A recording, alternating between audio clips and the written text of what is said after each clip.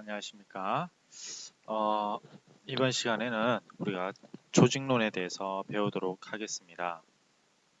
물론 모든 단체를 우리는 조직한다라고 얘기할 수 있습니다. 이때 이 조직이라는 것은 개인이 아닌 것이죠. 그죠? 자, 근데 여기 보시면 우리가 개인이 있고요. 이 개인하고 다른 게 바로 조직이에요. 그죠? 그다음에 개인이 혼자 있을 때는, 한 명일 때는 우리가 법이라든지 규칙 이런 것들이 필요가 없어요. 그죠? 왜냐면 이 자연인 혼자서 아무거나 하면 되니까. 하지만 이 조직은 이러한 자연인들이 서로 모여서 만들어진 일종의 공동체라는 말이죠. 따라서 이러한 공동체 내에서는 법, 제도, 규칙이 필요하다라고 생각을 하면 됩니다. 그런데요. 자, 이런 것들은 또 두 가지로 나눠져요. 이것이 공식적인 조직과 비공식적인 조직 이렇게요. 즉, 이 종류는 나중에 배우게 될 것이지만, 자, 우리가 기본적으로 이러한 공동체라는 개념을 배우기에 앞서서 어느 부분에서의 공동체를 우리는 좀 더 봐야 되냐면, 자, 학교 조직 내에서요. 그죠? 자, 그러면 개인이 학교 내에서는 누가 있습니까? 바로 교사도 있을 수 있고요. 학생도 있을 수 있고요. 또는요, 행정실 직원도 있을 수 있고, 또 요까지는 학교 내에 있다고 할 수 있고요. 그죠? 자, 그렇지 않고 밖에 계신 학부모님도 있을 수 있고, 또는 지역 사회의 사람들도 있을 수 있습니다. 이들의 어떠한 관계가 있겠죠? 이러한 관계를 우리는 조정을 함으로써 소기의 이익을 달성해야 되는데, 자, 여러분들 여기서 하나 알아두셔야 될 게, 학교 조직은 이러한 개인들이 모여서 이루어진 것인데, 이러한 개인들이 모여진 학교 조직의 이익은 뭘까요? 바로 학생들의 학습 효과를 높여주는 거라고 할 수 있는 겁니다. 다시요, 여러분들. 자, 우리가 조직론을 배우는 이익은 그 조직의 생산성 내지 어떠한 결과를 높여주기 위한 건데요. 만약에 학교 조직론이라고 한다면 학생들의 뭡니까 성과와 결과를 높여주는 게 일종의 목적이라고 할 수 있겠죠.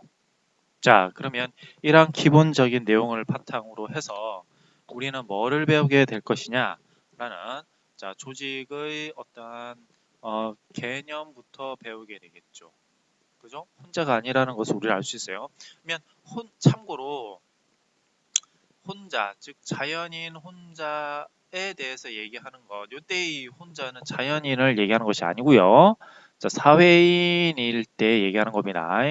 사회인일 때 이 사람에게 이 사람을 분석해내는 것은 우리가 동기론이에요.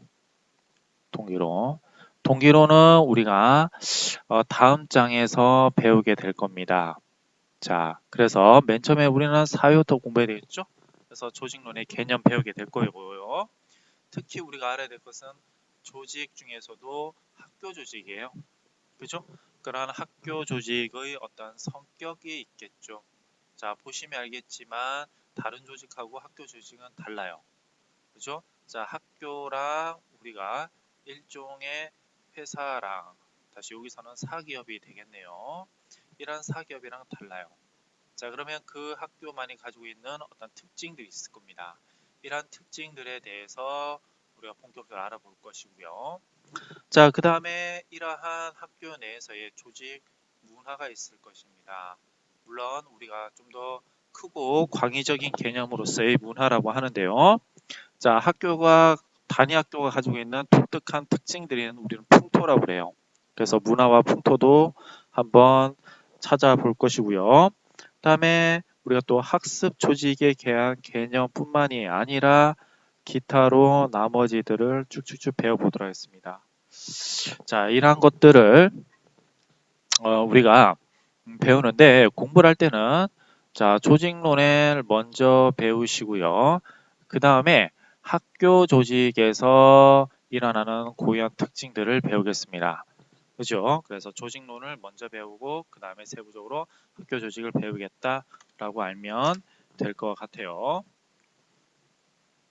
그렇다면 자, 조직론의 기초 한번 들어보죠. 조직론이라는 것은 어떤 기능과 책임의 분배를 통하여 합의된 목표 수행을 촉진하기 위한 인원의 배합이다라는 뜻이죠. 가우스가 그렇게 말씀하셨습니다. 일정한 환경 하에서 특정 목적을 달성하기 위해서 신중하게 구성된 일정한 구조를 지닌 사회 단위 또는 인간의 집합체다라는 뜻인데요. 이 부분 여러분들이 조금 알고 가셔야 될 것 같습니다. 자, 우리가 조직이라고 할 때는 여러 가지 의미들이 부여가 될 수 있습니다. 자, 여기서는 일정한 환경이 되는 거, 이게 첫 번째 조직의 구성 요소고요. 두 번째는 특정한 목적이 있어야 되는 것이죠. 자, 그 다음에 일정한 구조가 세 번째고요. 자, 이러한 것들의 집합체가 네 번째예요. 그러니까 여기서 하나 말씀드리자면 일정한 구조라는 것은 뭐 법이라든지 제도 또는 관습 이렇게 들어갑니다. 다시 이것은 조금 명문화가 되어 있는 거고요. 관습 같은 거 개인으로 말하면 어떤 버릇 이런 것은 비명문화라고 얘기를 해볼까요? 자, 이렇게 명문화되어 있고 명문화되어 있지 않은 것 하지만 우리가 서로 간에 뭐 한 거더라? 약속을 한 것이더라 라는 것이 일정한 구조인 겁니다. 이러한 약속에 의해서 나타나는 것이 먼저 말씀드리면 이런 관료제가 있을 수 있고요. 자, 우리 관료제라고 하면 사원이 있고 주임이 있고 뭐 대리가 있고 계장이 있고 쭉쭉쭉 나가고 있죠. 그 다음 맨 마지막에는 우리가 뭐 사장님이다 회장님이다 이렇게 얘기할 수 있겠네요. 자, 그 반면에 이렇게 두 단계로 나눈 거 있어요. 팀제로. 자, 팀 1이 되고요. 그 다음에 팀장이 되고요. 그 다음에 이런 팀원들을 관리하고 있는 뭐 본부장이 있고요. 자, 이거 같은 경우는 A와 B 서로 다른 구조를 가지고 있죠. 물론 요즘에는 이렇게 네트워크 형식으로 된 데도 있고요. 네트워크 형식으로 된 데도 있고 이렇게요. 또는 원탁처럼 평등한 관계에서 이루어지는 어떤 사회 조직체도 있어요. 일정한 구조가 있다 이 말씀이죠. 자, 특정한 목적이라는 거 중요하죠. 어떤 목적이 없으면 이러한 조직체가 달성하고자 하는 어떤 성과가 없게 되는 겁니다. 따라서 이러한 성과 지향적이라는 측면에서 이 조직체가 유기적으로 움직이게 되는 것이죠. 그죠? 자, 그래서 이런 것들도 알아두셔야 됩니다. 목적이 있다는 거. 일정한 환경도 알아두셔야 돼요. 우리가 학교를 예를 들더라도 이렇게 볼 수 있습니다. 농어촌에 있는 학교가 있고요. 대도시에 있는 학교들이 있어요. 자, 농어촌에 있는 애는 통폐합을 할 정도로 학생 수가 너무 적습니다. 얘네들은요, 분반하지 못할 정도로 학생 수가 너무 많아요. 자, 그렇다면 이러한 농어촌과 대도시에 있는 학교의 어떤 조직은 달라지겠죠. 왜 달라지겠습니까? 환경이 다르기 때문에 그런 거죠. 자, 뿐만이 아니라 자, 이렇게도 한번 나눠보겠습니다. 자, 우리가 실업계 이것을 지금은 특성화고라고 해요. 그죠? 옛날에 우리가 실업계 얘기하다가 전문계고 하다가 이제는 특성화고 이렇게 얘기를 해요. 자, 이런 특성화고가 있고 일반계가 있습니다. 옛날에는 이것을 인문계라고 여러분들은 아마 배웠을 수도 있습니다. 자, 이런 것 같은 경우 여기서는 기술을 배우고요. 그죠? 전문 기술을 배웁니다. 여기서는요, 우리가 흔히 말하는 교양 과목을 배워요. 서로 어떻습니까? 과목이 다르죠? 환경이 달라요, 학교 환경이. 그랬을 때 이 조직은 어떻게 차이가 나는지에 대해도 배워야 되겠죠? 그래요. 자, 그러면 계속 한번 가보도록 하겠습니다. 이러한 조직론에 있어서 바탕이 되는 것은 의사소통이고 봉사나 협동하려는 의욕, 공동체의 공동의 목적 또는 목표 기술 분업, 권력 구조와 환경 등이 서로 달라진다라는 것입니다. 그죠? 자, 그렇다면 이러한 조직론에 있어서의 특징은 무엇이냐? 특징은 무엇이냐라는 거죠. 그래요. 자, 달성하고자 하는 목적 혹은 목표를 가지고 있어야 되고요. 목적 달성을 위한 개인들의 집합체, 특히 이러한 집합체는 어떻게 되어 있는 게 낫더라? 유기적으로 연결되어 있는 게 낫더라. 목적 달성을 위해 여러 과업을 수행할 부분들로 구성되어 있으며 상호 의존적 분업 체계이다라는 뜻이에요. 그죠? 자, 우리가 이 분업이라는 말을 좀 여러분들이 명확하게 알아두셔야 될 필요가 있습니다. 자, 차츰차츰 말씀드리죠. 전체 사회 하위 체제이며 조직 자체 내의 여러 하위 체제로 구성되어 있다. 이때 하위 체제라는 말도 여러분들이 조금 알고 있으셔야 되는데 간단하게 말씀을 드리자면 이거예요. 자, 무슨 말이냐면 자, 우리가 조직체에서 이렇게 학교라는 조직체가 있습니다. 그럼 여기 서 있는 부서가 따로 있어요. 행정실이라고 한번 해볼게요. 그러면 행정실장님이 따로 있고 여기 행정실 직원들이 있죠. 여기 교무부가 있고 여기에 예를 들자면 연구부가 있어요. 자, 이러한 연구부와 교무부는 서로 하는 일이 다시요 직무가 서로 다르죠. 그죠? 그리고 여기 있는 지휘체계도 서로 다를 수 있습니다. 일에 따라서 다르다고 할 수 있죠. 자, 이때 이 하위체제라는 것은 바로 직무와 지휘체제가 전체 조직체내에서 별도의 고유한 특성을 가지는 걸 얘기합니다. 그러니까 우리가 말했듯이 어떤 부서라고 생각해 주시면 굉장히 거칠지만 쉽게 이해할 수 있는 거예요. 그죠? 자, 이러한 부서들은 서로 어떻습니까? 서로 다른 일들을 가지고 있죠? 그런 것이 분업이에요. 이해가시죠? 그래요. 자, 그렇다면 또 계속 한번 가보도록 하겠습니다. 자, 이러한 조직론에 있어서의 원리는 무엇이냐? 이 6개가 나오는데요. 이 정도는 여러분들이 알아두시는 게 좋습니다. 자, 그렇다면 하나씩 한번 가보죠. 그래요. 자, 우리가 요렇게 하나를 그려보도록 하겠습니다. 어떠한 조직이 있다라고 했을 때 대표적으로 우리가 어떤 관료제에 있어서는 관료제가 뭐냐면 하위와 상위 직급이 서로 나눠져 있어요. 이렇게. 자, 하위는 많은 사람들이 있는 거죠. 그죠? 자, 그런데 이 소수에 있는 상위는 소수에 있는 사람이 있겠죠? 그죠? 자, 그렇다면 이 부서들이 서로 어떻습니까? 하는 일들이 서로 다 달라요. 그죠? 학교 예를 들면 교무부, 연구부, 생활지도부, 체육부서 이렇게요. 그죠? 자, 그럼 보겠습니다. 분업의 원리라는 것은 기능과 직능에 따라 업무를 분담하고 이것이 바로 전문성이 증가시키게 되는 요인이더라 라는 겁니다. 분업이 되어 있죠? 교무부, 연구부 이런 식으로요. 자, 그러면 계층의 원리는 무엇이냐? 업무 수행하는 권한과 책임에 대한 대소경중에 따른 지위의 수직적 계류다. 수직적입니다. 이때 수평이 아니고요. 수평이 다르다라는 것은 분업이에요. 자, 분업은 수평의 개념이고요. 계층이라는 것은 수직의 개념입니다. 그래서 이때는 부장이 있을 수 있는 것이죠. 여기 보면 부장이요. 예를 들면 이렇게 부장이요. 그죠? 통솔의 범위. 좀 이따 이걸 하시고 나서 우리 예를 한번 들어볼게요. 또 한 사람이 효과적으로 다스릴 수 있는 부하의 수. 자, 교무부에서는 예를 들면 5명 있고요. 연구부에서는 3명 있어요. 교무부 업무를 하는데 만약에 3명이서 한다라고 하면 업무가 과중이 될 수 있겠죠?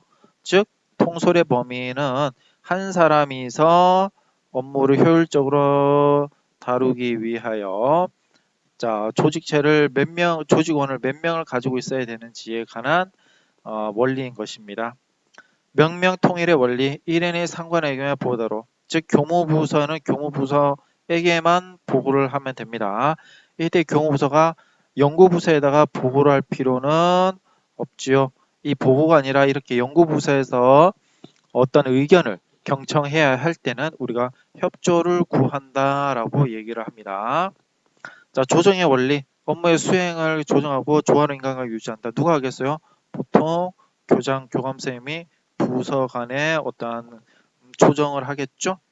적도 직권의 원리 중앙 직권과 분권 사이의 적절한 균형을 유지한다. 이게 학교예요. 그죠? 그 위에 교육청이 있고요. 교육청도 조직이 있습니다. 그죠? 여기도 교무부를 통하려는 부서가 있겠죠. 교육정책과래요. 요 부서와 여기 있는 교무부서 간에 뭐 해야 됩니까? 적절한 권한이 서로 어떻게 됩니까? 배분이 돼야 되는 거죠. 이러한 내용들을 우리는 적도 집권의 원리다라고 얘기를 하는 겁니다. 그죠? 그렇다면 제가 한번 예시를 들어볼게요.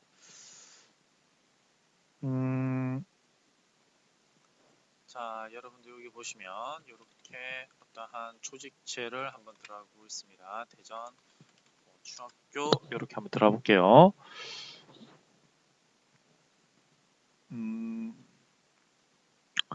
대전 중학교도 있겠지만 우리가 이렇게 대전대학교 이렇게 한번 들어가 보도록 하겠습니다. 그거 말고 우리가 이렇게요. 대전대학교 한방병원 이런 식으로도 한번 들어볼게요. 대전중학교나 여기 보시듯이 대전대학교나 또는 대전대학교 한방병원이나 모두가 조직이라고 얘기할 수 있지요. 그죠? 조금 인터넷이 느린데요. 봅시다.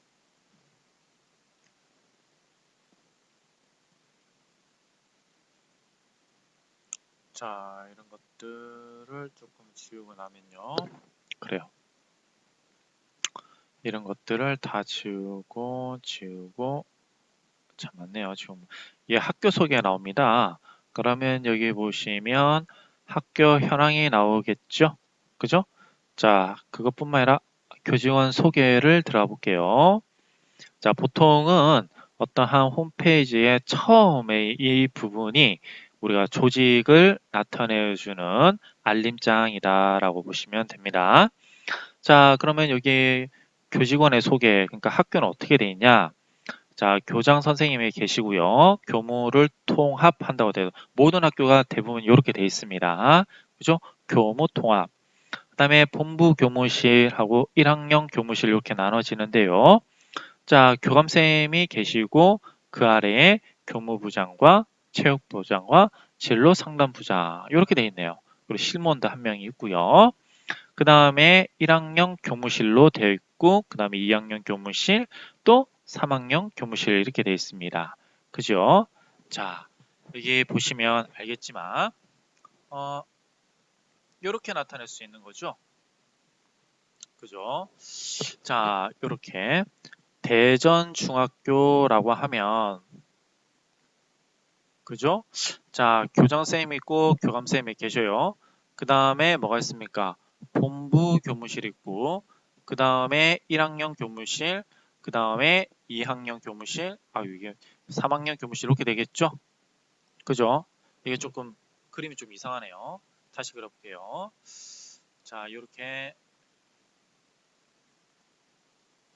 이렇게 하면 되겠죠. 본부 교무실, 1학년 교무실, 2학년 교무실, 3학년 교무실. 그죠? 그러면 본부 교무실에는 다시 세부적으로 뭐가 있습니까? 교무부가 있고 그다음에 아까 연구부가 있고 생활지도부가 있고 체육부가 있고 뭐 이렇게 돼 있죠? 자, 1학년 교무실을 2학년 교무실, 3학년 교무실은 어떻게 되어 있냐? 1학년에는 이렇게 뭐 부장이 제가 있네요. 그죠? 그 다음에 1학년 부장과 학예신년 부장을 동시에 겸직하고 있는 겁니다. 그죠? 겸임하고 있고요. 자, 그런 식으로 해서 되어 있는데 이것은 중학교의 상황이고요. 그죠? 만약에 대학교 상황은 어떻게 되냐라는 거죠. 여기 보겠습니다. 자, 좀 느리네요.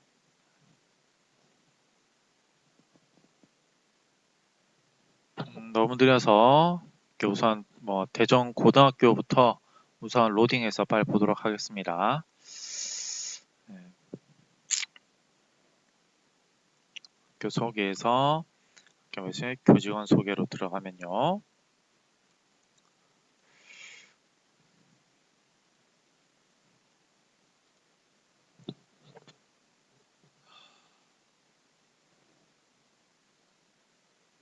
자, 교직원 소개를 들어갈게요. 자, 여기 보시면 자, 여기는 또 다르게 해놨죠? 다르게 해놨습니다. 보시면 알겠지만 교장, 교감, 수석교사가 있어요. 그죠? 자, 그리고 여기는 교무운영부가 교무부죠? 네, 여기는 교무부라고 했지만 교무운영부라고 또 고등학교는 이렇게 표현을 해놨네요. 이런 선생님들이 있습니다. 그죠? 자, 아까는 대전중학교에서는 본부에 한, 둘, 셋, 넷, 하나, 둘, 셋, 네 분밖에 안 계셨지만 고등학교는 하나, 둘, 셋, 넷, 다섯, 여섯, 일곱, 여덟, 아홉 분이나 계시는 거죠.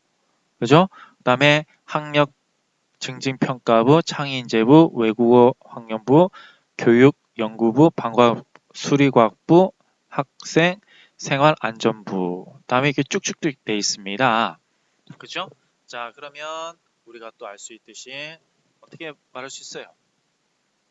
고등학교는 중학교보다 훨씬 큰 개념이다라는 것이죠. 자, 다시 한번 해볼게요. 자, 고등학교는 중학교보다 훨씬 조직이 크더라라는 뜻이 되겠죠. 고등학교. 그죠? 자, 그렇다면 여기는 교장 선생님이 계시고 여기는 자, 교감 선생님이 계시고 수석 교사가 나오는데요. 수석 교사 선생님하고 교감 선생님하고 거의 같은 급으로 보지만 약간 다릅니다. 여기서는 이렇게 수석 교사 선생님 이렇게 놓을게요. 자, 그 다음에 교무운영부, 학력평가부, 뭐 연구부, 생활체육부 쭉쭉쭉쭉 나온 거죠. 이렇게. 그죠? 그러면서 여기에 또 1학년, 2학년, 3학년부 이렇게 되어 있습니다. 조직이 훨씬 더 크고 복잡하게 되어 있죠? 근데 여기서는 한 사람이 아까 겸직을 한다고 했었죠? 근데 여기서는 겸직을 해요, 안 해요? 겸직을 거의 안 하죠? 그 말은 무슨 말이 된 거예요? 굉장히 전문화가 되어 있고 분업화가 되어 있는데 이러한 많은 사람들을 전문화시키기 위해서 굉장히 체계화가 되어 있다라고 우리는 얘기할 수 있는 겁니다. 자, 다시요. 중학교와 고등학교의 뭡니까? 조직의 어떠한 달성 목표라든지 목적이라든지 주변 여건에 따라서 조직이 달라진다는 것을 보여드렸던 것입니다. 그래요. 병원도 마찬가지예요, 여러분들. 찾아볼 수 있도록 합시다. 자, 그렇다면 자, 그러면 여기를 한번 보도록 할게요. 살짝 보면 이렇게요. 이게 여러분들 중요한 건데요. 분업의 원리는 어떻습니까? 잠깐만요.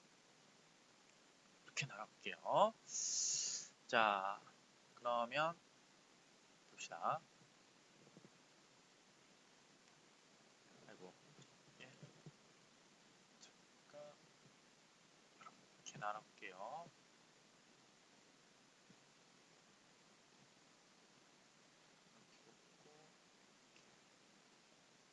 이렇게 나눠봅시다. 자, 보시면 분업이 되어 있다. 보시면 이렇게 분업이 되어 있죠. 그죠? 자, 계층이라는 것은 아까 교장 선생님, 교감 선생님, 수석 선생님 쭉쭉 나와 있죠. 그 다음에 여기 보세요. 부장이 되어 있죠. 그 다음에 기획이 있고 부장, 기획, 학점. 여기 뭐예요? 서로 계층이 나눠져 있는 것이죠.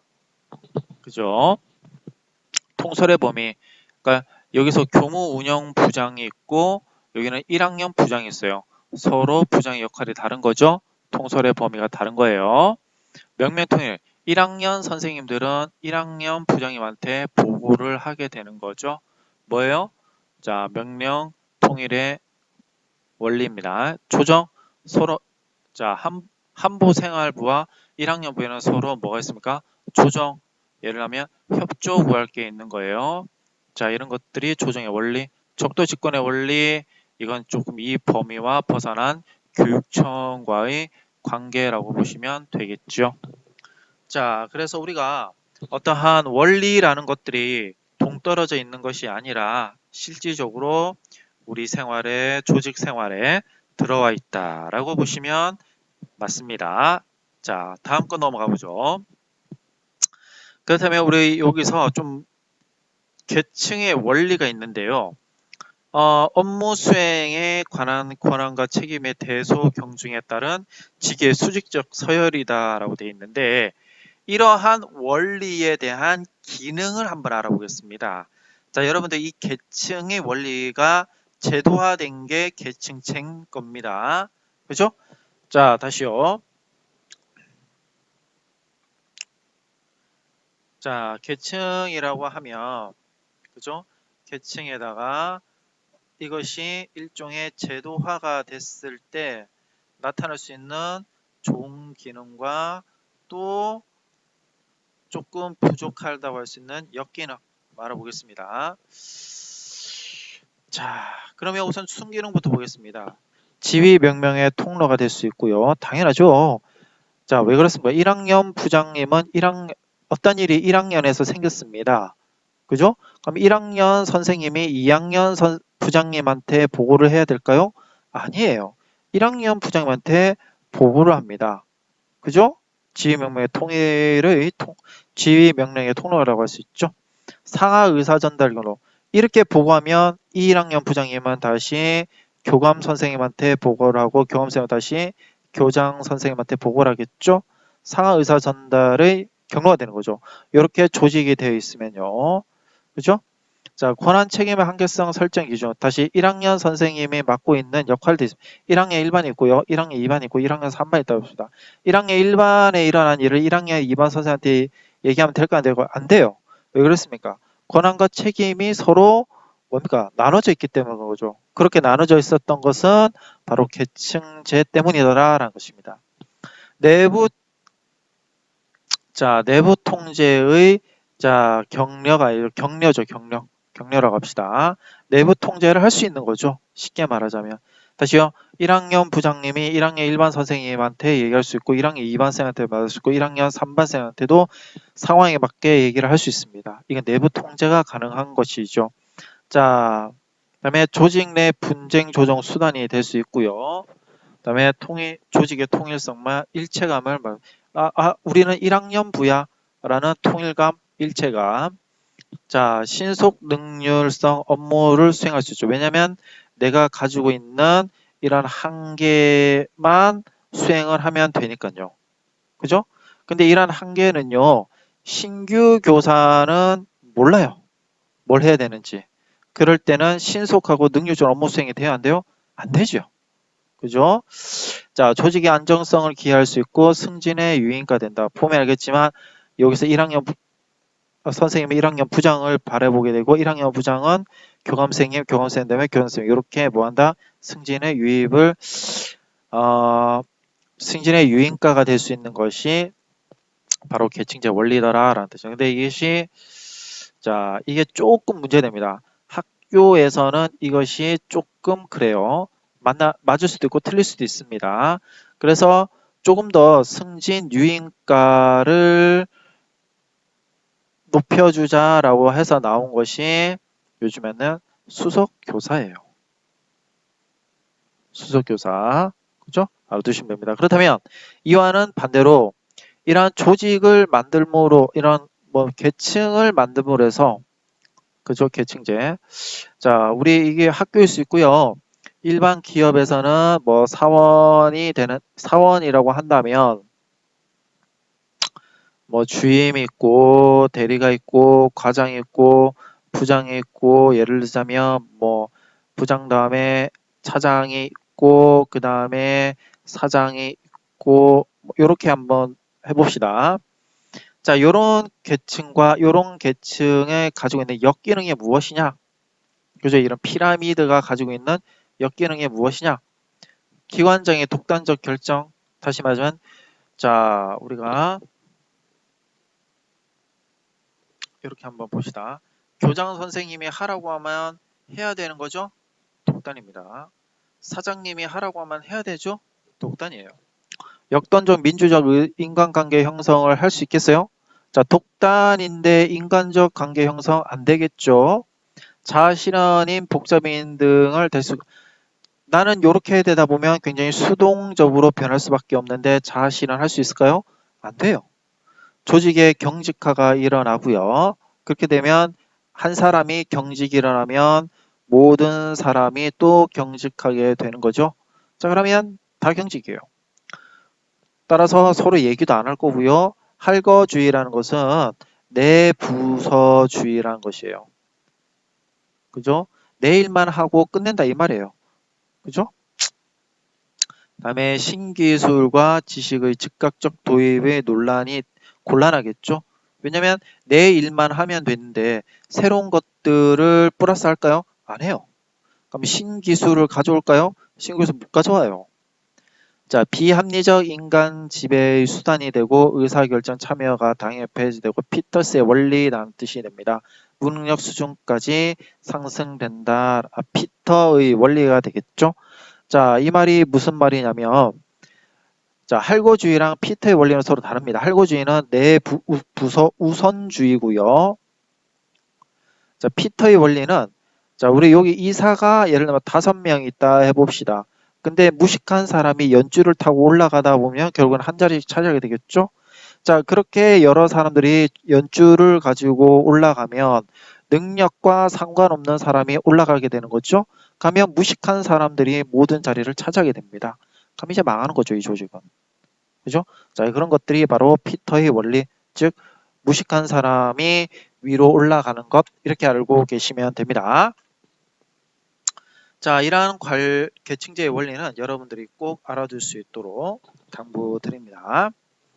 자, 그러면 이러한 계층제가 어떻게 발전이 되어 왔는가가 중요한데요. 자, 이거 같은 경우는 이렇게 편집을 좀 편하게 볼 수 있도록 이렇게 하겠습니다. 네, 이 같은 경우는 저번 시간에도 배웠겠지만 이렇게 하나씩 봅시다. 고전적이고요. 신고전이고 현대예요. 그죠? 자, 고전과 신고전은 여기에서 약간의 뭐를 한 겁니까? 그죠? 플러스를 시킨 거죠? 그러면 신고전에서 현대는 플러스의 개념이 아니라 그죠? 여기서는 폭발해버린 거죠. 다시요. 여기서는 보완을 한 거라고 할 수 있다면 신고전에서 현대이론으로 넘으면서 보완의 개념이 아니라 자, 모든 것들을 인정했다라고 얘기를 하시면 맞습니다. 자, 신고전 이론은 무엇이냐? 1 더하기 1은 2, A 다음에 B고 B 다음에 C고 이런 거라고 보면 돼요. 자, 테일러와 포드가 나오는데 포드가 뭐냐면 자동차를 대량 생산한 것이죠. 자, 어떻게 해요? 컨베이어, 그죠? 벨트에다가 사람을 쭉 세워놓고 여기다가 재료를 투입해 보면 자동차가 나온다는 거예요. 결과물이요. 그죠? 그래서 이 결과물의 생산력이 떨어졌다. 어디에서? 시간 대비 결과물이 떨어졌다. 라고 하면 이 사람과 이 노동이죠. 노동과 기술 이 둘 중에 하나가 노동은 L로 하고요. 기술은 보통 K로 합니다. 노동과 기술 중에 어떤 부분이 잘못됐구나. 이것을 수정하면 다시금 이 결과가 올라가고 시간은 짧아질 것이다. 이게 효율입니다. 효율이 올라갈 것이다 라고 얘기하는 거죠. 자, 이게 과학적 관리론이에요. 그죠? 네, 행정관리설이라는 것은 좀 더 노동에 초점을 둔 겁니다. 사람이 잘못된 부분을 과학적으로 분석해서 수정 보완하려고 하는 거고요. 이때 나온 것이 관료제죠. 이런 사람들을 잘 관리하기 위해서 뭡니까? 담임이 있어야 되겠죠? 학교로 말하면요. 자, 이런 사람, 노동자를 잘 관리하기 위해서 또 뭐가 있습니까? 주임이 있어야 됩니다. 이 주임을 또 관리하기 위해서 누가 있어야 됩니까? 예를 들면 과장이 있어야 되겠죠? 이런 것처럼 해서 나온 것이 관료제 계층제예요. 그죠? 베버가 얘기했습니다. 자, 여기서는 사람을 어떻게 두고 있습니까? 보시면 알겠지만 사람을 마치 기계로 보고 있죠. 근데 신고전에서는요, 사람을 기계로 보지 않습니다. 사람은 사람의 따뜻한 감성, 우리가 흔히 말하는 감성을 중요하게 여긴다는 것이죠. 자, 여기서는요, 돈만 주면 모든 것들이 다 해결된다라고 생각이 됐어요. 근데 여기서는 돈뿐만 아니라 인간적인 뭐가 필요하더라? 정이 필요하더라라는 것이 되겠죠. 그죠? 그래서 감성이 필요하다라고 한 것이 바로 이 신고전주의라고 보시면 됩니다. 그래서 인간 간의 관계론을 중요시해요. 그러니까 여기서는 공식적인 조직만을 얘기했는데 반해서 여기서는 비공식적 조직을 우리가 좀 더 중요하게 여긴다는 거죠. 그러면 공식적 조직과 비공식 조직은 나중에 배우겠지만 간단하게 말하자면 과장님, 부장님, 계장님 이렇게 나와 있는 거예요. 이게 라인이라고 하고요. 개선 조직이라고도 얘기를 합니다. 자, 이런 것들은 공식 조직이에요. 보통은 보통은 명문화가 되어 있죠. 이게 뭐요? 자, 문서로 명확하게 밝힌다는 거예요. 근데 비공식은 명문화가 없습니다. 명문화가 없어요. 자, 그러다 보니까 서로 간에 뭡니까? 편안한 관계를 만드는 거죠. 다시요. 자, 과장 중에서 부장이 가는데 서로는 친구예요. 그죠? 특히 동문이에요. 같은 학교 나왔던 친구입니다. 그죠? 학번도 똑같다고 합시다. 그죠? 자, 이 관계가 서로 과장님, 부장님 이렇게 하기가 좀 껄끄럽죠? 소주 한 잔 기울이면서 하는 말이 있을 겁니다. 우리 동문 아니까 이런 식으로요. 요랬을 때 이 동문은 명문화로 되어 있어요? 안 되어 있어요? 안 되어 있죠? 하지만 서로 간에 모여들죠? 그리고 감정을 고려하게 되는 거죠? 인간적인 정을 나누게 되는 거죠. 이런 것들을 바탕으로 나온 것이 바로 인간 관계론이다. 메이어, 디킨슨, 버나드 이렇게 주장을 했습니다. 그래서 환경구조론이라고 되어 있는데요. 이 말이 뭐냐면 좋은 환경에서 좋은 결과가 나온다.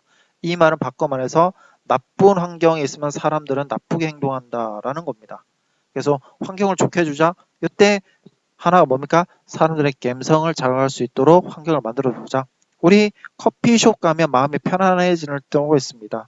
이런 것도 환경 구조론과 조금 같은 부분이다라고 보시면 돼요. 이도 저도 아니다. 다시요. 고전에서 신고전, 신고전에서 현대론 온대요. 고전에서는 뭐를 보완했더라? 자, 우리의 감성을 보완했더라 라는 겁니다. 우리의 감성, 다시 말하자면 인간적인 어떤 측면을 보완했는데 현대적 이론이라는 것은 이 모든 것들이 다 튀어나오는 것이죠. 행태론이 있고 합리론이 있고요. 체제론, 후기 관료제, 조직 혁신론, 비교 행정론 이렇게 됐습니다. 이때 여러분 OD와 OI가 있는데요. 이거 조직 개발론이라고 보시면 됩니다. 다시요. 어떠한 조직에 개인이 들어가려고 합니다. 그러면 개인의 발전이 있어야 되겠죠? 그죠? 개인이 발전이 돼서 들어왔습니다. 그죠? 다시요. 임용고사를 통과하기 전에 임용고사 후보생이었는데요.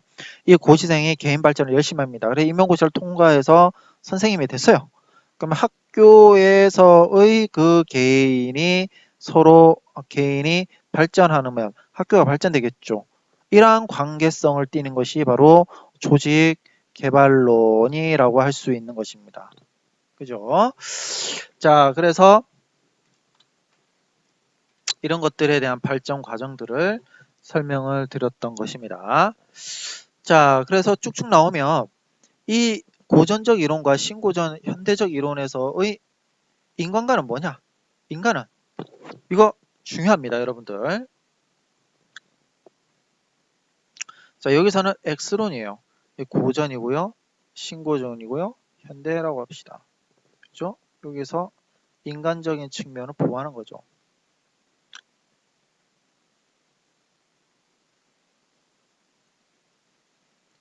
자, 그럼 고전에서는 인간을 합리적 경제인으로 보고요. 신고전에서 인간은 사회인으로 봐요. 그러니까 고전에서는 인간을 뭡니까? 기계로 봤죠. 그러니까 기계로 보니까 좋게 밖에 나쁘게 봤어요. 돈만 주면 움직이는 나쁘게 보고 있는 거죠. 하지만 돈만 줘도 안 된다라고 하는 인간적 면을 본다, 사회인을 본다, Y론이에요. 기계적 능력이고 여기는 사회적 능률이에요. 여기는 사회적 능률이 무엇냐면 아무리 돈만 주더라도 성과가 나지 않는 경우가 있다는 거죠. 따라서 인간관계를 좋게 만들어줘야 된다. 요즘에는 사내 카페도 유행한다 하더라고요. 그죠? 그것도 인간의 감성을 자극하는 어떤 인간의 감성을 자극하여 능률을 높이고자 하는 방안이라고 볼 수 있어요. 여기서는 비공식 조직이 있고 여기는 공식 조직이고요. 여기는 비공식 조직을 연구 대상 조직으로 보는. 여기도 비공식 조직이 있었겠지요. 하지만 이걸 대상으로 삼지는 않았습니다. 그죠?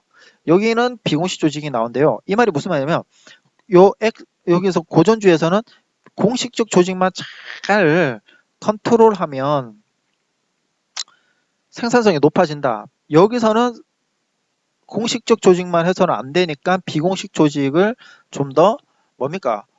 보완해야 된다라는 거죠. 컨트롤하는데. 자, 여기서는 폐쇄적이고요. 여기는 폐쇄적이요. 둘 다 폐쇄적이죠. 자, 왜 그러겠습니까? 여기서는요. 자, 돈을 주냐 안 주냐에 따라서 모든 게 일어난다 라는 거죠. 굉장히 이분법이에요. 여기서는 돈뿐만 아니라 인간적인 측면도 있다 이거죠. 그러니까 OX뿐만 아니라 인간적인 무엇인가도 있어야 된다. 근데 여기서는요. 인간뿐만이 아니라 환경까지도 굉장히 어떻더라? 복잡하더라. 그러니까 여기서는 그냥 받아들여야 된다. 개방적이죠. 그죠? 여기는 그러니까 조직과 환경에 대해서 폐쇄적이고 여기는 개방적. 여러분 여기 요 부분 잘 알아주셔야 됩니다. 자, 조직과 환경의 신고전주의도요. 아직까지는 폐쇄적인 겁니다. 왜냐하면 인간이 컨트롤할 수 있다라고 생각을 했기 때문에요. 여기서는요. 인간이 컨트롤할 수 없다라고 생각하는 겁니다. 여기는 컨트롤할 수 있다라고 생각하고요. 그러니까 여기서는 폐쇄적이라고 생각하는 거죠. 자, 연구 방법은 원리주의고요. 여기는 경험주의고요. 여기는 복합적 접근이더라라고 보시면 됩니다. 자, 이까지가 여러분들이 아마 조직론에서 다루고 있는 내용일 겁니다. 자, 그렇다면 이러한 내용을 바탕으로 해서 우리가 실제로 조직의 유형, 여기서는 조직의 유형을 한번 보도록 하지요. 자, 일반 조직 카첸 칸인데요. 굉장히 유명하신 분입니다. 자, 뭐 이렇게도 나눕니다. 이건 여러분들이 뭐 굳이 외우실 필요는 없지만요. 중요한 것은 자, 우리 조직 유형 중에서 하나 알고 있으셔야 되는 것이 있습니다. 자, 다시 뭐를 알고 있어야 되면 학교는 이라는 뜻이죠. 그죠? 자, 그러면 이를 바탕으로 하나씩 가보겠습니다. 자, 일반 행정 조직에서는 학교는 일반 행정 조직으로 이렇게 나눠요. 생산적 조직, 유지, 기능적 조직, 적응적 조직, 관리적 조직. 그죠? 자, 학교는 유지, 기능적 조직으로 나눈다라고 할 수 있습니다. 왜냐하면 사회화의 기능을 수행하기 때문에요. 하지만 여러분들 연구소 있죠? 연구소는 지식 산출의 때문에 적응적 조직에 들어간다라고 볼 수 있습니다. 그래요. 그 다음에 수혜자 중심은 학교는 어디로 가? 학교는 어디에 있겠습니까? 또 봉사 조직에 있겠죠. 서비스 조직으로 들어갑니다. 자, 그러면 이 수혜자라는 것은 이렇게 봅니다. 조직으로부터 혜택을 받는 주요 수요자가 누구냐라는 거죠. 그죠? 그래서 호혜 집단과 그다음에 사업 조직, 공공 조직, 봉사 조직 요것이 이렇게 똑같은 겁니다. 호혜 조직은 하나만 알고 갑시다. 이 조직의 1차적 수혜자는 구성원으로 참여를 보장하는 데 관심을 가지고 있다. 우리가 노동조합이라고 하면 호혜 조직으로 분류할 수 있습니다. 그렇죠? 자, 그러니까 여기서는 구성원이죠. 그러면 소유자가 있어요. 소유자가 이익을 본다. 이 조직을 통해서. 그러면 사업 조직이라고 볼 수 있습니다. 뭐 산업체, 도매상, 소매상, 은행 같은 것들이 되겠죠. 그죠? 그래요. 자, 당연하죠. 여러분들 은행 같은 경우는 사람들이 대출을 받아갑니다. 그러면 그 대출을 받아감과 동시에 이자를 내게 되는 거죠. 그러면 그 이자가 그 은행을 소유하고 있는 소유자한테 귀속이 되는 거죠. 그러면 그 소유자가 이익이 나잖아요. 사업조직입니다. 공공조직은 뭐 쉽게 말해서 군대, 경찰서, 소방서 같은 것이 되겠죠. 자, 병원 있고 학교, 서비스를 제공해 주는 겁니다. 그죠? 다음에 봉사, 아니요, 잠시만요. 자, 여기서 공공조직이라는 것은 1차적 수혜자는 그 조직 구성원이 일반 대중에게 귀속이 되는 거죠. 그래서 군대, 경찰서, 소방서 같은 거고요. 잠깐 여기다가 써놓을게요. 자, 군대, 경찰, 소방서라는 것이죠. 봉사조직은 일반 대중이기는 합니다. 그죠? 그래서 고객에게 서비스를 제공하는 거예요. 여기도 서비스를 제공하는 거 아닙니까? 라고 말할 수 있지만 조금 달라요. 그죠? 자, 여기는 직접적으로 접촉합니다. 여기는 직접적으로 접촉하지는 않아요. 그죠? 아니, 경찰은 직접적으로 접촉하잖아요. 소방서도 그렇고요. 달라요. 여기는 가만히 있어도 제공을 해주는 거고, 여기서는 그 내가 찾아가야지만 서비스를 제공해 주는 거고 약간 다릅니다. 그죠? 자, 그런 의미로 이렇게 나눌 수 있는데 이것이 조금 나누기가 쉽지는 않습니다, 사실. 자, 왜 그러냐면 학교가 공공조직으로 넘어오려고 하는 거죠, 요즘에는. 그죠? 국가가 책임을 져야 되니까요. 그죠? 국가가 책임을 져요. 옛날에는 학교가 개인이 돈을 냈던 거거든요. 그런데 지금은 개인이 돈이 안 내더라도 경찰, 소방서와 같이 교육권을 보장해 줘야 된다라는 측면에서 학교가 공익조직으로 넘어온다라고까지 얘기하시는 분도 있습니다. 하지만 자, 스캇 블루의 예에 의하자면 봉사조직이다라고 알아두시면 됩니다. 자, 기술 역량은 어떻게 바로 woodward인데요. 자, 소단위 생산 체제에서는 개별 주문은 창의적 생산을 해야 되는 것이고요. 이렇게도 나눠요. 기술 역량 중심으로 조직을 분류하면 소단위 생산과 대량 생산과 연속 생산으로 나누어 볼 수 있더라. 그죠? 자, 그런데 소단위 생산이라는 것은 개별 주문에서 창의적으로 생산하는 거고요. 대량 생산은 창의적 생산보다는 동종 상품을 많이 만드는 거죠. 연속 생산 체제는 파이프라인을 만들어서 연속적으로 생산해내는 것이다 라고 보시면 될 것 같습니다. 이때 파이프라인은 컨베이어 벨트 이런 겁니다. 좋습니다. 그 다음에 그러니까 여기에서의 학교는 대량 생산일까요? 창의적 생산일까요? 요즘에는 대량 생산에서 창의적 생산으로 넘어가고 있죠. 자, 팔슨스가 말했던 체제 기능에 따라서 학교는 현상 유지 조직입니다. 달라요, 여러분들. 여기에서는 봉사 조직이고요.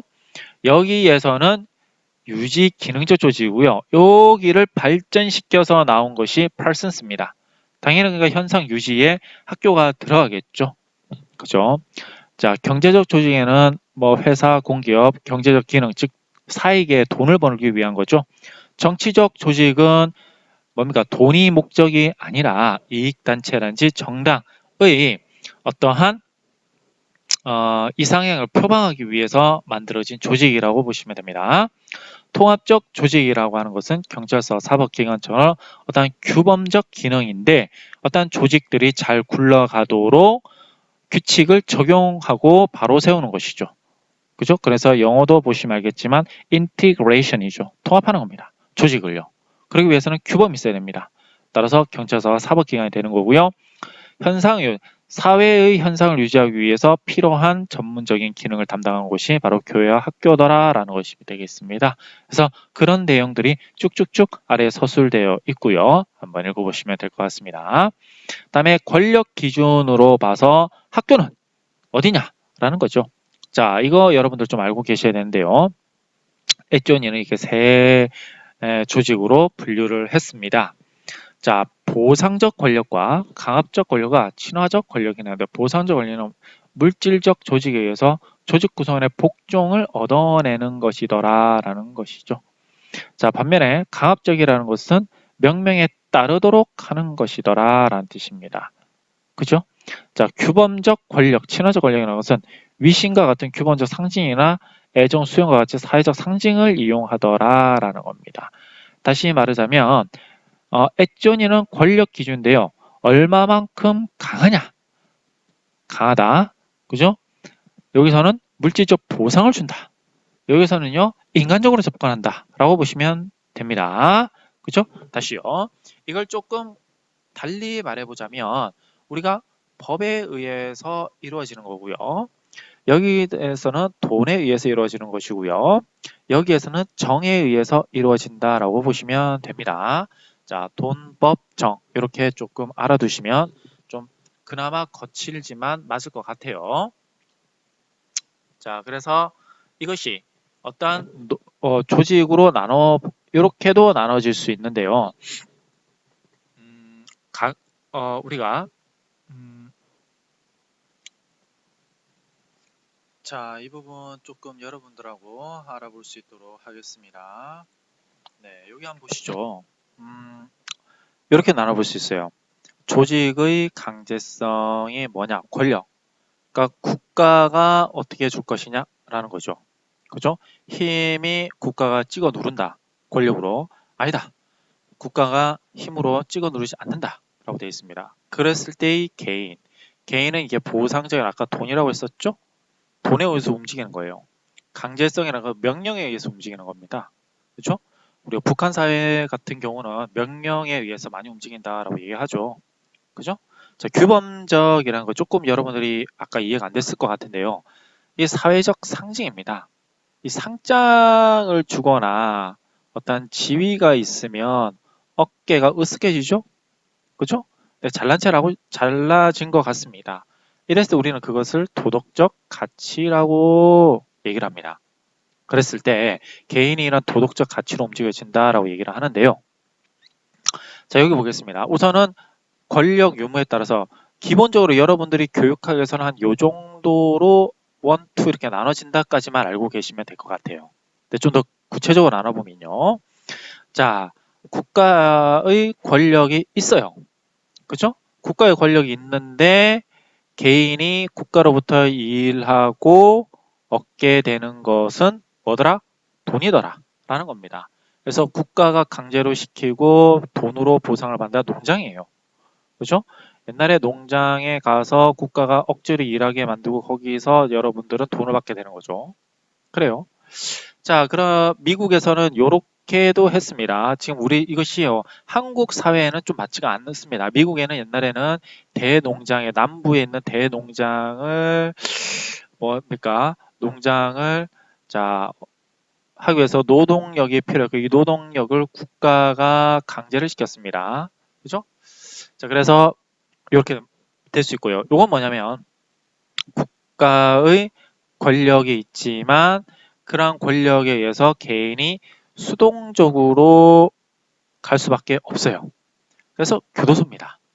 그죠? 교도소. 내가 가고 싶다고 가는 곳 아니죠. 수동적으로 움직이게 되는 겁니다. 자, 여기는 뭐냐면 국가의 권력이 있어요. 하지만 나는 도덕적 가치로서 가는 겁니다. 전투부대예요. 그죠?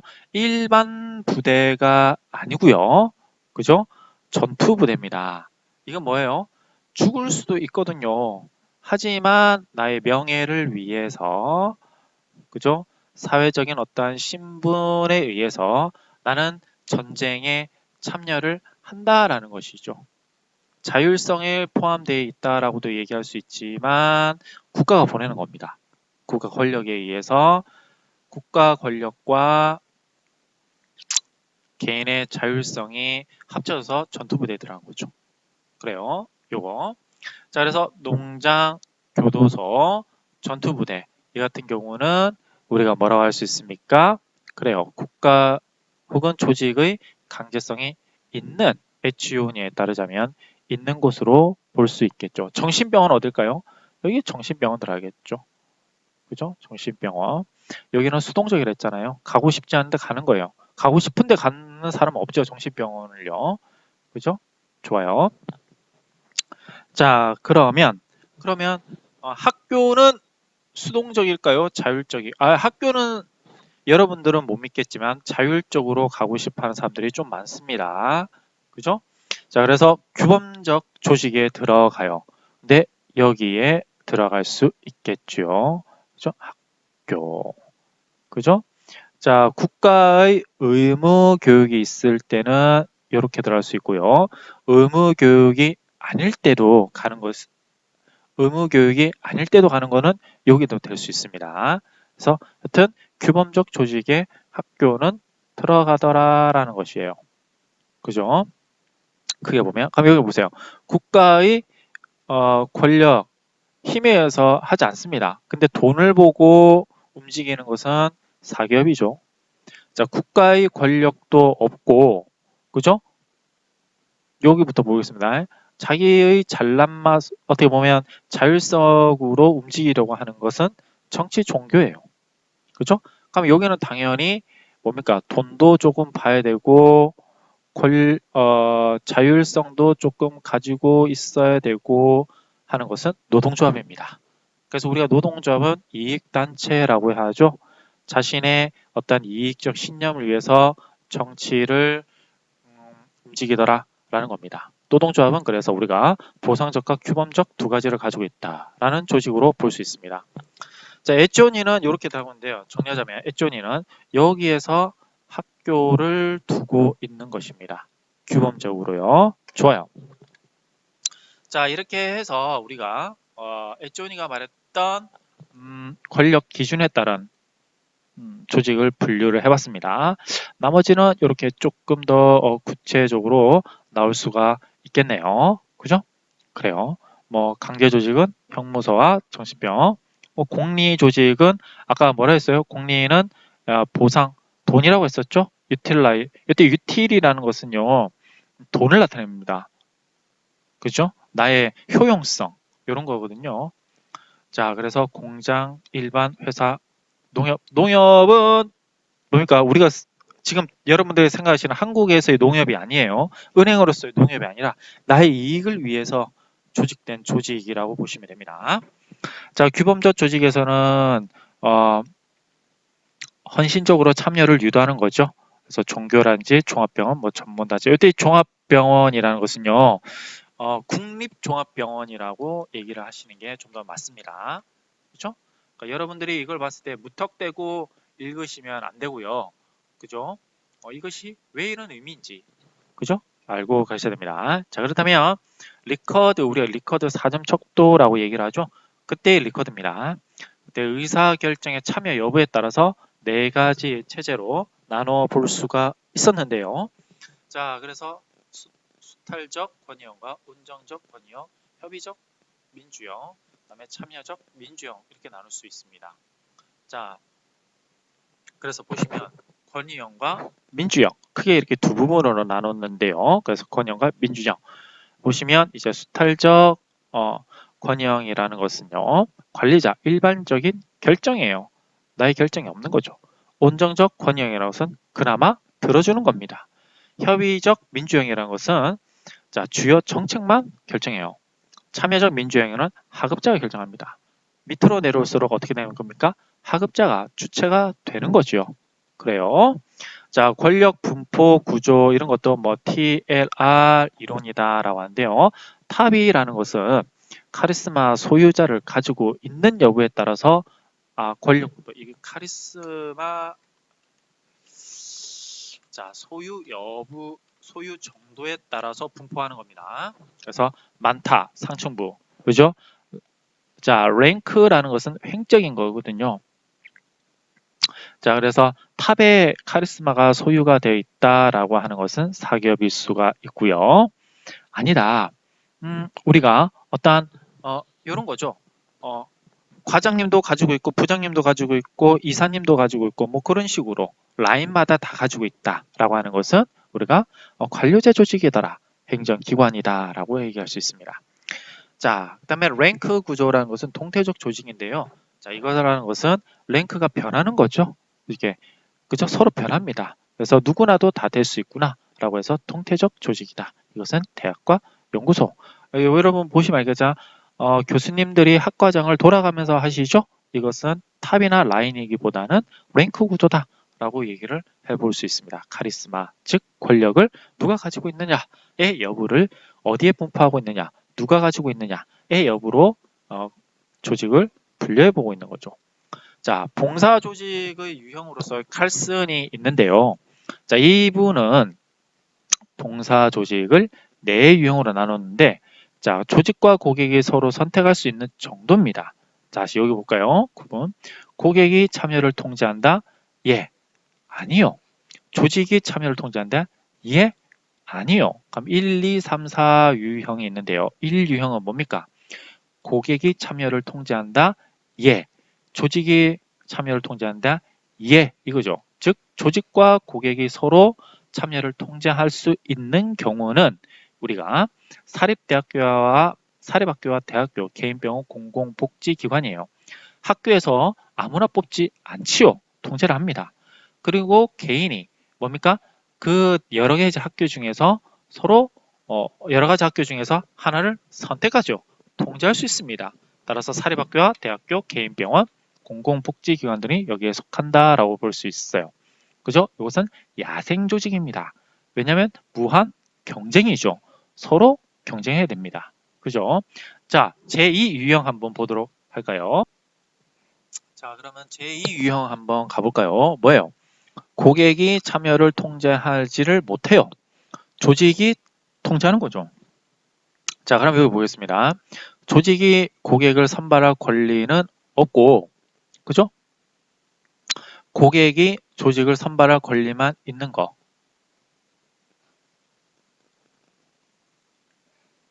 잘못됐네요. 미안합니다. 이게 이렇게 가야 됩니다. 자, 잘못했습니다. 이렇게요. 제2유형 보겠습니다. 조직이 고객 선발권을 가지나 고객이 조직 선발권을 갖고 있지 않은 조직은 봉사조직으로 존재하기 어렵죠? 당연히 보겠습니다. 고객이 선발권을 가지나 고객이 조직 선택권을 갖고 있지 않은 조직. 다시 이 조직이 있을 수 있을까요? 고객이 참여를 통제하지 못해요. 근데 조직이 참여를 통제합니다. 조직이 시키는 대로 해야 돼요. 그죠? 고객은 하고 싶지 않은데 근데 봉사를 해야 돼요. 말이 맞습니까? 안 맞죠? 그래서 이 유형은 없습니다. 그죠? 그죠? 조직이 억지로 시키는 거지. 그죠? 고객이 하고 싶어서 하는 거잖아요. 자, 그러면 이제 제 3유형 가보겠습니다. 자, 조직이 고객을 선발할 권리는 없고 고객이 조직을 선발할 권리만 있는 조직. 다시 보겠습니다. 자, 이거죠. 고객이 참여를 통제할 수가 있어요. 내가 들어갈 수 있고 못 들어갈 수 있어요. 내가 선택을 할 수 있다 이 말이죠. 자, 조직이 참여를 통제할 수가 없어요. 그러니까 다시 말하자면 고객이 선택을 하면 무조건 조직은 받아줘야 되는 겁니다. 이게 3유형인데 미국의 주립대학이 속하는 거지요. 그죠? 주립대학은 신청만 하면 우리가 보통 입학을 시켜주잖아요. 뿐만이 아니라 우리 이런 것도 할 수 있겠죠? 자, 우리가 하면 대한민국의 의무교육 뭐 학교들, 초등학교라든지 중학교 이런 겁니다. 그죠? 자, 그러면 사유형은 뭐가 되겠습니까? 고객이 참여를 통제하지도 못하고 조직이 참여를 통제하지도 못한다. 그러니까 고객도 선택하지 못하고 조직도 역시 선택하지 못한다라는 뜻이에요. 이건 어쩔 수 없이 법에 의해서 일어나야 되는데, 자, 여기 보겠습니다. 조직이나 고객이 선택권을 갖지 못하는 조직으로 공립학교와 정신병 형무소 등이 여기에 속한다. 이거는 법적 존립을 보장받고 있어 사육조직이라고도 한다라는 것이 되겠죠. 그러니까 여기서는 선택, 즉 학교라든지 또는 회사라든지 또는 그 개인이 어떠한 권한을 가지고 있지 않아요. 외부에서 시키면 시키는 대로 해야 되는 겁니다. 어떻게 보면 사유형이 우리가 알고 있는 공립학교라고 될 수 있죠. 자, 여기 보시면 여기는 대한민국 의무교육학교가 3유형에 속할 수도 있겠지만, 그죠? 자, 의무교육학교 중에서 이렇게 한번 해볼까요? 요렇게 확실하게 합시다. 자, 공립학교고 의무교육학교가 있다라고 얘기를 해주시고요. 그래요.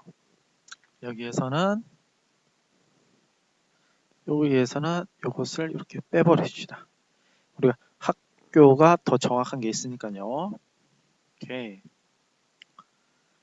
자, 그래서 학교는 이렇게 나눠질 수도 있더라. 자, 4유형에서는 의무교육학교, 3유형에서는 미국의 주립대학, 1유형에서는 뭐 사립학교, 뭐 이렇게 할 수 있겠죠.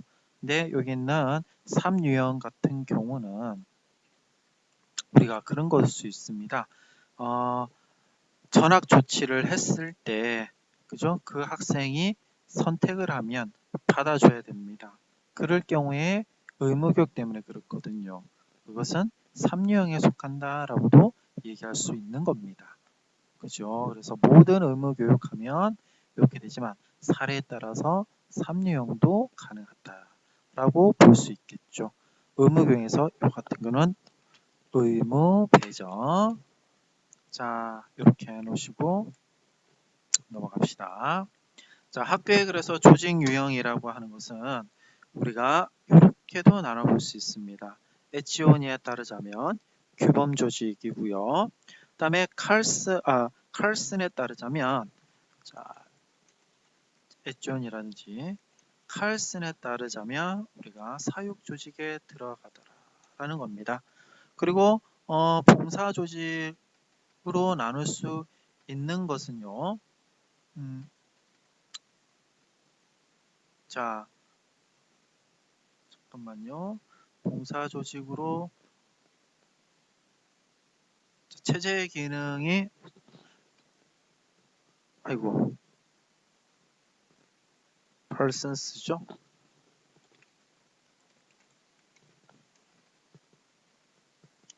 생각이 이렇게 되겠죠. 자, 블라우와 누굽니까? 그때 스캇이죠.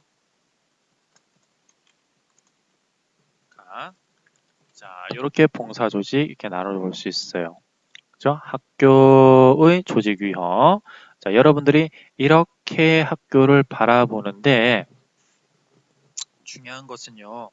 자, 여기 보시면 지금 우리가 이러한 것들에 대한 뭐를 봤습니까? 조직을 봤는데요.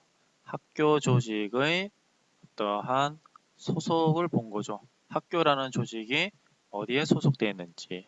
그죠? 자, 지역의 어떠한 기능을 유지하는 데 필요한 거더라. 그죠? 일단은 봉사 조직으로 고객을 위한 기능을 가지고 있더라. 그죠? 그다음에 칼슨에 따르자면 이때 학교라는 것은 의무교육기관으로서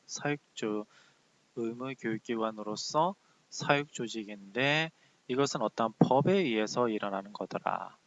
규범적 조직으로서 H1은 어떤 상징에 의해서 일어나는 건데요. 자, 이렇게 해서 우리가 학교 조직이 어디에 소속이 되어 있는지에 따라서 분류를 한번 해보았습니다. 그죠? 자, 이것은 뭐를 보았으면 학교의 어떻게 보면 우리의 성격을 드러내 주는 겁니다. 자, 이렇게 파악이 되고 나면요. 그죠? 앞으로 어떻게 해야 될지에 대한 미래에 대한 예측이 될 수 있고요. 또한 미연의 사태에 대한 예방적 행정을 끌어올 수 있는 것입니다. 그죠? 자, 이런 것들을 위해서 우리가 파악하는 것이고, 이렇게 한번 파악을 해봤던 것입니다. 이해가시죠? 좋아요. 그렇다면 이러한 조직의 구조는 어떻게 나누어지는지 하나씩 또 보도록 하겠습니다. 자, 맨 처음에 보셔야 될 것은 우리가 조직을 공식적 조직과 비공식적 조직으로 나누어 볼 수 있어요. 앞부분에 살짝 얘기를 드렸는데요. 자, 인위적으로 법제와 직제에 의해서 만들어진 게 바로 공식 조직이에요. 고전적 조직이론에 바탕을 두는데 특히 과학적 관리론에 입장을 두고 있지요. 자, 이러한 공식 조직은 목표가 공적 목표를 가지고 있는 겁니다. 능유성의 원리를 따르고요. 자, 전체적 질서를 추구하는 거죠. 합법적인 절차에 의해서 일어난다고 할 수 있습니다. 또 수직적 계층 구조와 수직적 계층 구조를 가지고 있어요. 반면에 비공식적 조직은 자연 발생학적으로 일어났고 인간관계를 중요시합니다. 그래서 감성이라든지 또는 정의라든지 이런 것들을 바탕으로 두고 있어요. 사적인 목표, 즉 관계성을 중시하는 거죠. 감정의 원리를 바탕으로 하고 있고요. 부분적 질서 추구하고요. 구성원의 상호작용과 수평적 대등적 구조를 가지고 있습니다. 그렇다면 이러한 것에 있어서 비공식적 조직이 어떠한 순기능과 우리 역기능을 한번 살펴보도록 하지요. 자, 순기능이라는 것은 안정감과 또는 이 조직에서의 어떤 불만을 해소할 수 있습니다. 비공식적 사회적 규범은 인간적인 통제를 할 수 있게 만들어 줍니다. 이 말이 무슨 말이냐면 너가 그렇게 하면 안 돼 라고 하는 동료의 끈끈한 조언이 뭡니까? 조직의 문제를 해소할 수 있는 루트가 된다는 거죠. 자, 조직적 공식 조직의 능력을 보완할 수도 있는 것이죠. 인간적으로요. 그죠? 자, 경직성을 완화하면서 적응성을 증진시키고 이를 통해서 의사소통이 향상이 되면서 세신적인 활동을 촉진할 수 있게 되는 겁니다. 하지만 만만치 않게 나타나는 어떤 역기능이 있습니다. 자, 비공식적 의사소통에 의하기 때문에 근거와 책임이 불분명한 것이죠.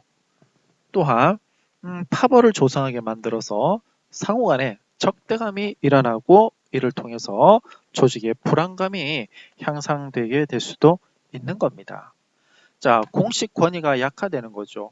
왜냐하면 자, 직근 상사한테 어떠한 명령을 받아야 되는데 그 명령을 바로 비공식적으로 받게 되는 것 때문에 그렇습니다. 개인적 불만을 집단화시키고요. 압력 단체화를 시켜서 스스로 내부의 적을 만들게 되는 거죠. 따라서 이러한 비공식 조직을 통제하기 위해서는 자, 요것들은 높이면서 엮이는 것들은 낮추는 형태로 가야 되겠죠. 자, 그래서 공정과 조화의 가능성 인정하고 목표의 일치 가능성 인정하면서 강제적, 본질적 억압을 반면에 지향해야 되는 거죠. 하지만 어쩔 수 없이 어떻게 해야 되느냐? 강제적으로 비공식 조직을 지향한다는 것은 구성원들을 분산시켜버려요. 그러니까 전부 발령 내는 거죠. 같은 학교에 있는 사람들이 예를 들자면 같은 학교에 있는 사람들이 모여있지 않도록요. 또는 실태를 파악하고 지도자를 발견하는 거죠. 비공식 조직에서 핵심 인물이 있습니다. 말을 퍼뜨리는 그 인물한테 가가지고 이런 상황이 있으니까 조금 자중해줘 라고 해서 부탁과 회유를 할 수 있는 거예요. 그러면서 서로의 소통 창구를 열어면서 문제점을 해결하려고 하는 루트를 마련해 놓는 거죠. 자, 이렇게 함으로써 우리가 공식 조직과 비공식 조직에 대해서 한번 살펴봤습니다. 자, 다음에 자, 개선 조직과 막료 조직인데요. 이것은 좀 이따 쉰 다음에 하도록 하겠습니다.